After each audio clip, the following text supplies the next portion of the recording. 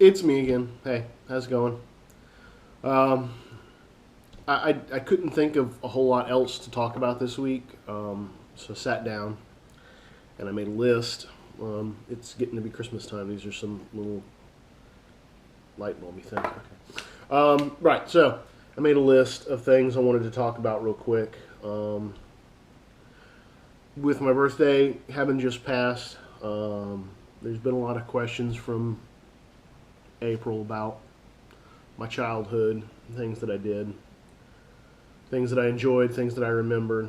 And I explained to her that there was a lot of things that happened during my childhood that I don't remember. And there's a lot of reasons for that. But we're not gonna go into some of the bad stuff. I'm gonna try and keep this one lighthearted and fun. So things that I remember growing up in my childhood in Stone Mountain, Georgia. We lived in the North Cloud subdivision. It was kind of right off the main drag, just as you came into Gwinnett County. I'm surprised that I actually remember that. I couldn't tell you. We were on Chip Road. If you want to go and look that one up. I don't remember the zip code. I remember the phone number. Like it was, yeah. It's hang on. It's area code 404-921-1219. It wasn't. I don't know why. I have always remembered that phone number. Yeah. Let's see. There was a creek kind of in the back of the neighborhood that I would go and play in a lot and get in lots of trouble. I remember I would eat up with chiggers as a small child with the socks that came up to my like mid calf and shorts that barely covered my groin. So yeah, there were lots of creek playing, and in hindsight, there were likely snakes and stuff out there that I shouldn't have even been around. But anyhow, yeah, I would come home, eat up with chiggers, and they would itch for days. It was crazy.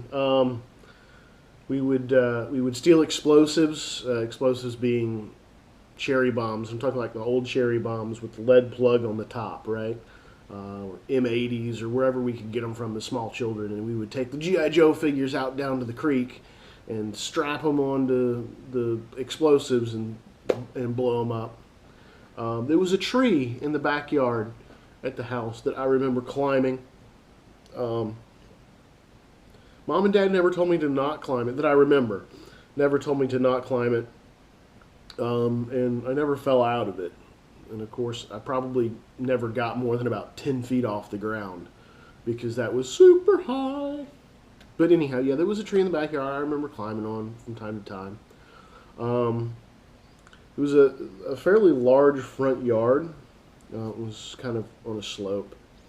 And when Dad or Granddad were finished mowing the grass, yeah, Granddad mowed the grass at our house sometimes. I'll have to ask about that. But yeah, when they were done, I would hang out on the front porch, on the stoop, and wait for them to finish. And when they were done, they would turn the blade off and park it there in front of the steps, and they would let me just ride it around the front yard, which was pretty awesome. Something that I hope to do for Eowyn later on in the backyard when she's old enough. I remember we had a milkman that actually brought milk to the house. I don't think it was every day. I think it was once a week. He brought like 3 bottles of milk in a glass jar, right? And there was the Charles Chip guy. I remember him. He brought potato chips and cookies in canisters. Maybe I'll. Sorry, my screen is going to sleep on me with all my stuff on it. Yeah, maybe I'll get the Charles Chip can and show you guys. Thunderstorms on the front porch. Anytime there was a big thunderstorm that would roll in, we would all go sit out on the front porch. It was barely deep enough for a chair. I don't think we never had chairs, but you would come up the front steps that had no sidewalk, that was just in the grass. You'd come up the front steps. There was the front door, and then there was the front porch was a walkway that went in front of the kitchen window, and then into the garage. But anyhow, we would sit out there on the railing and watch thunderstorms that were coming in. Just the thunder and the lightning and the rain. Let's see here. Tricycle accident. One of the few memories that I have as a child riding my tricycle. And I don't remember if it was like, I'm pretty sure it was like, here's a new tricycle for you to ride. Yay! And I remember getting it going. And again, where the front yard was on a slope, the driveway was kind of even more exaggerated. But as a small child, a steep hill and a driveway and a tricycle that you've never been on before is probably not a good combination. So I remember I got going on the tricycle and then started coasting down the hill. And it was all fun and games until I got to the bottom and decided I wanted to turn. Well, I turned, and the tricycle turned, but I didn't. And I remember going right on my head, right on the ground. And I remember laying on the ground. I don't even remember seeing the tricycle in my peripheral vision. I remember laying on the ground screaming, looking up the driveway at my father just booking it down the hill after me, right? And that's all I remember about that. I don't remember much else beyond that, for that particular instance, right? I remember the first bicycle that I got. I remember going out in the garage and Dad saying, "Here's your new bike. It doesn't have training wheels. You're a grown-up big boy now." And I was like, "Woo!" And kind of a similar thing. I took off down the driveway, and I made the turn up the hill. So where the driveway went downhill, when you got to the bottom of the driveway, if you turned left out of the driveway, it was an incline that went right back uphill, very steep, and then left or right went down in here. Yes. So I made the left turn to go up the hill and forgot to pedal. I made it about a quarter of the way up, and instead of stopping, I just sat on the bike. So it was like, and I remember screaming and crying, and Dad telling me that I had to pedal. I remember getting along with my sister playing outside. There was some monkey grass that was kind of on the property line there in the front of the house, and her and I would play in that like it was a train. We would go out by the road with the monkey grass terminated at the curb, and we would sit on it and pretend it was a choo-choo train. There was a lot of other stuff that we did outside. I can't think of anything very vividly. That's the thing that I remember vividly. Another vivid memory I have with my sister is climbing up in the back of Dad's old Chevy Cheyenne pickup truck. He had a bottle jack with a pipe that he kept in the back of it for changing flats or whatever he needed on it.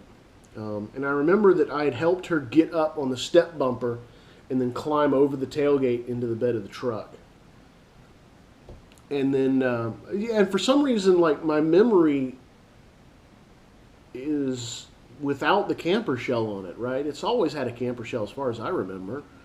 But yeah, when this particular memory, it didn't have a camper shell in it. So I'm wondering if maybe it wasn't Dad's truck or maybe it was somebody else's truck. I don't recall. But anyhow, I helped her get over the tailgate into the bed of the truck, and I started up behind her.